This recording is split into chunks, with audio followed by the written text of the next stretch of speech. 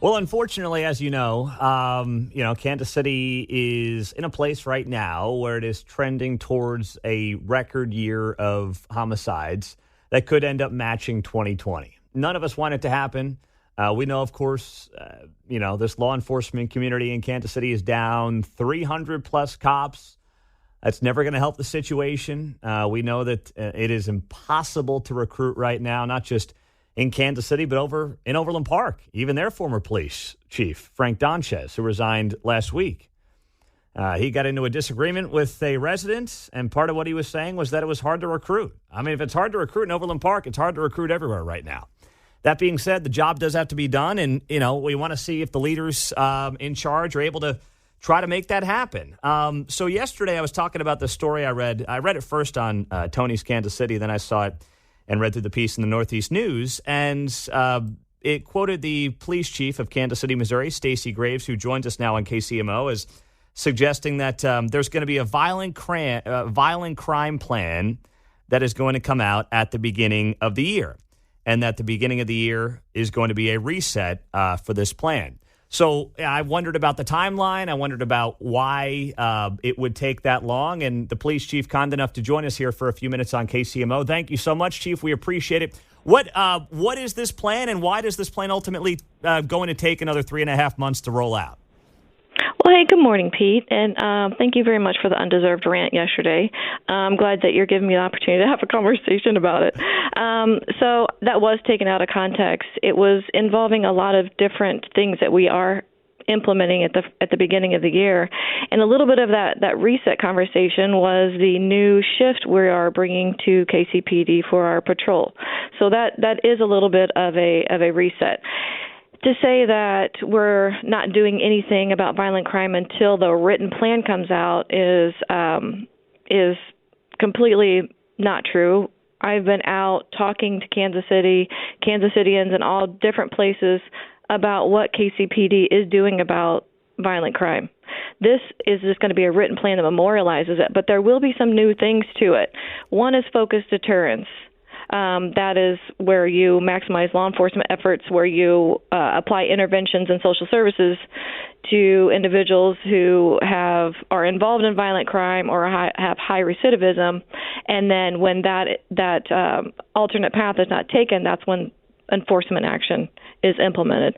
But that is one part of that. We will be formalizing that as soon as we get a lot of our partners together and have a actual advisory board like we've had in the past. But we are already doing pieces of that focus deterrence now. In addition to that, we will be implementing some ComStat. That's something that is a new concept here for KCPD. In a way, we did a little bit of a version of it about 3 chiefs ago, but this is going to be more modern time, having performance measurements where we are measuring the effectiveness of what we are doing out there. So I'll tell you, I want everyone to know nobody is working harder than KCPD and our partners in trying to reduce violent crime. I talk about it all the time. If you remember back in May when we did a large press conference to talk about how we are coming together for a citywide approach to violent crime, we're doing that. We do that every day. This will just be more of a memorialized, in paper, hey, I want to be transparent. I want people to know what we're doing. When people ask me, I feel like a broken record and I'm talking about all the things that we do. This will memorialize that. And this will be something that people can see. This will be something that will be published. And that's not only for our members, but for others. And I know that I'm sure you didn't mean this yesterday, but to say that we're not going to do anything for the next 3 months, I read a couple of the comments on Tony's Kansas City, which are ridiculous, that are saying that because we don't have a written crime plan that we're not going to do anything for the next 3 months. That completely minimizes the dedication, the response, and the work that goes on with the men and women of the Kansas City, Missouri Police Department that even get called out in the middle of the night to respond to violent crime. I can tell you what KCPD is doing about violent crime. We show up. We show up, and we're working in all 3 of the pillars: the prevention, intervention, and enforcement. Of all of this in our city. I can't stress that enough, that how much I appreciate all of the work that goes into trying to make a difference here in Kansas City. Yeah, absolutely. And, I think we appreciate them certainly, maybe not as much as you do since, you're their leader, but as much as anybody else with a microphone does in town. I guess my thought process here on this is the whole written plan idea. And this is what I said yesterday. It sounds very bureaucratic to me. Whatever needs to be done, why does it need to wait 3.5 months to be in this, nice little written document and then be rolled out from there? I mean, is that necessary? It's already rolled out. We're already that's exactly what I just talked about. We are doing all of these things. It's just being memorialized in a written format. If you look at other cities across the United States, you can look up that Dallas has a pretty robust crime plan.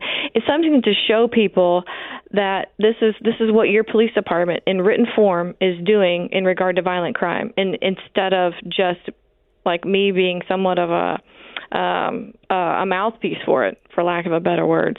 Like, this is saying, hey, this is what we're doing about violent crime. It's a bit of an accountability measure. It's also a transparency piece. It's showing the city what we are doing, specifically KCPD, about violent crime. Mm-hmm. And if you're doing it and it's already being implemented, why does it take 100 days to put it out there? Okay, there's two things that I mentioned that are going to be part of this plan that are actually being written in. I already have a draft of it, but the focus deterrence piece, we do need to formalize that, and part of formalizing that is getting with our partners, standing up a bit of an advisory board, and really seeing how that focus deterrence model is going to look in 23, 24, or just today's policing. In addition, there will be a bit of a CompStat piece in that with performance measurements to ensure that we are looking at and reviewing what we're doing to combat violent crime and if it's effective. And if it's not, then we'll go somewhere else. That it's just I have people calling for a written plan. Just so you know, too, I've had people that have asked me for one. And so, if this is what Kansas Cityans want from their police department, then this is something that I think that we should provide. Mm-hmm. No, I absolutely agree. If people want it, roll it out for them.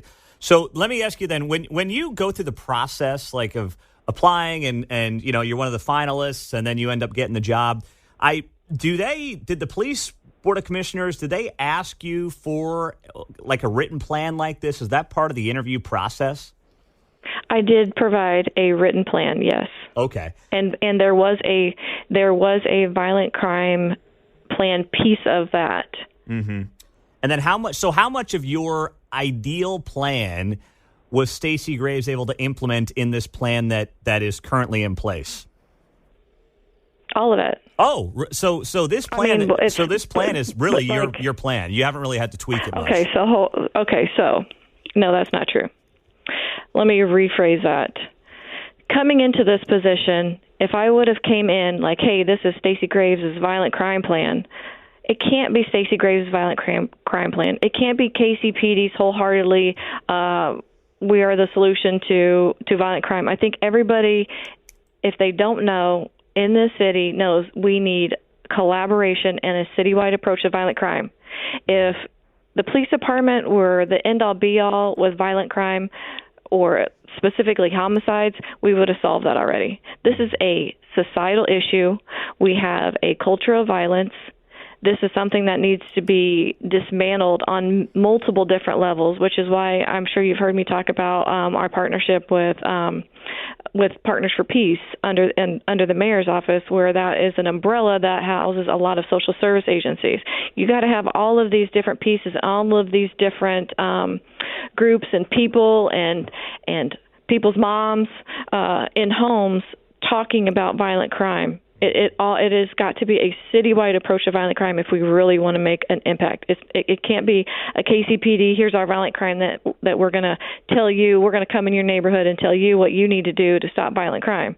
I mean, that's not going to be accepted. So that's why coming out as the chief of police, when I came in, I can't just it's just not. I just don't think that would have been effective or impactful as it would be when you're bringing your partners in and everybody's working together on the same issue and the same solutions. What do you think? And there's no doubt that I've said as much. You got the hardest job in town, and it's there's so much beyond what you can control that goes into it. But when you look around the country and you're seeing really in a post-COVID, post-George Floyd era, the last 12 months or so, you're seeing homicides in a lot of major cities go down, double-digit percentage. Why do you think Kansas City finds itself up 18% over last year and 28% over 2 years ago? I think that's a complex response that involves numerous different factors. Like I said, we have a culture of violence. When you want to stop violence, you also have to have a certainty of consequences. You have a lot of firearms that, illegal firearms in our city. I think we can all agree about that. We have a city where there's a lot of people who solve disputes with firearms. We have people that are just entering into what would seemingly be just a verbal argument that result in gunplay. I think it's so many different factors. Conflict resolution skills. A lot of our homicides, a lot of people say, preventing homicides. No one wants to prevent, a life taken by violence more than the people of Kansas City and specifically the KCPD. But you got to understand, most of those homicides, it's not like we're dealing with a lot of group violence where we can target groups. Don't get me wrong, we do have group violence, but most homicides are relational. And they come out of arguments, usually with people who know each other, or there's some kind of a dispute or argument where one or both parties are armed, and that's where it leads to. That's why they're so hard to prevent. You look at some of this like, well, how do you prevent some guy that goes to a gas station, gets into an argument with somebody, and shoots and kills them? If you do have a group I don't know how you do that. Yeah. I don't know how you do that, and that's. We're trying. Yeah, but I don't know how you do that. I guess that's why to tie it all back to the start of our conversation. I don't know how you do that, Chief. I don't think you can do that, and I think the written plans sound good, but I don't know what impact the written plan is going to have to stop the guy from walking into a gas station and getting into a verbal altercation and shooting somebody.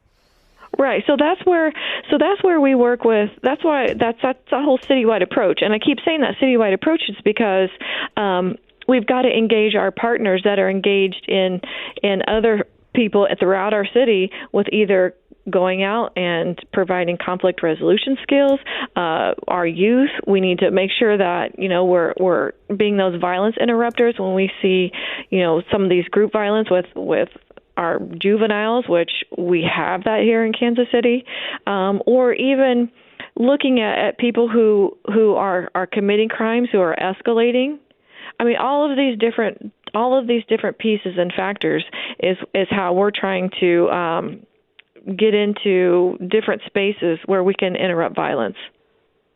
Well, I have a tremendous amount of respect for what you guys do top to bottom in that department. I so appreciate you coming on, and I hope that we can continue the conversation. And you know what? I've been known to get a little worked up, as John and Mark will tell people all the time on this show. So, that's just how it goes when the mic is on and you're live sometimes. So thank you as always, Chief.